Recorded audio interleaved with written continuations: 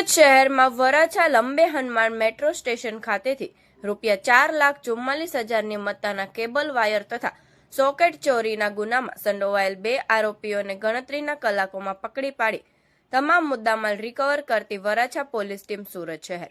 Police commissioner Shri Anupamsinh Gehlot સાહેબ તથા અધિક પોલીસ કમિશનર શ્રી બલરામ મીના સાહેબ સેક્ટર 1 તથા નાયબ પોલીસ કમિશનર શ્રી આલોક કુમાર સાહેબ ઝોન 1 તથા મદદનીશ પોલીસ કમિશનર શ્રી પી.કે. પટેલ સાહેબ બી ડિવિઝન સુરત શહેર નાઓએ પોલીસ સ્ટેશન વિસ્તારમાં ઘરફોડ ચોરી તથા ચેન મોબાઈલ સ્નેચિંગ તથા વાહન ચોરી તથા ચોરીના અનડિટેક ગુનાઓ શોધી કાઢવા તેમજ નાસ્તા ફરતા આરોપીઓને પકડી પાડવા માટે સૂચના કરેલ હોય જે સંબંધે વરાછા પોલીસ સ્ટેશનના પોલીસ ઇન્સ્પેક્ટર શ્રી એ.આર. વાળા સાહેબ નાઓએ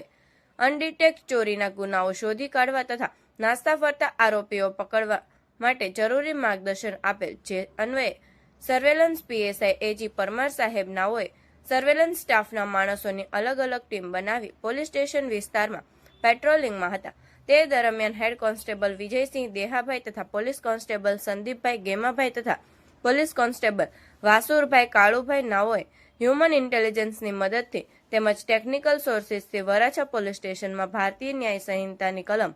303(2) 54 મુજબના ગુનાના સંડોવાયેલ આરોપી વિક્રમ ઉર્ફે ચપ્પો છનાભાઈ દેવી પૂજક તથા સની ઉર્ફે કાળિયો રામુભાઈ દેવી પૂજક નાઓને પકડી પાડી ગુનાના કામે ચોરીમાં ગયેલ કેબલ વાયર તથા સોકેટ જેની કિંમત ₹4,44,000ની મત્તાનો તમામ મુદ્દામાલ રિકવર કરી પ્રશંસનીય કામગીરી કરેલ છે।